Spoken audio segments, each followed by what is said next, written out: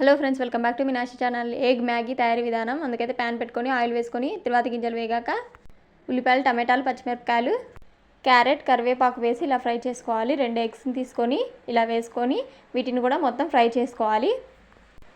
ఇలా ఫ్రై అయ్యాక కొద్దిగా పసుపు, కొద్దిగా కారం, కొద్దిగా సాల్ట్ వేసి కొద్దిగా ధనియాల పొడి వేసి ఇలా మొత్తం ఫ్రై చేసుకోవాలి.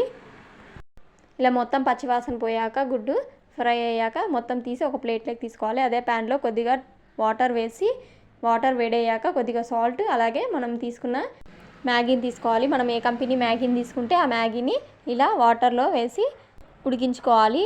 ఇలా మూత పెట్టి ఒక 5 మినిట్స్ ఉడికితే ఇలా వాటర్ మొత్తం ఇంకిపోతాయి, మ్యాగీ కరెక్ట్గా ఉడుకుతుంది.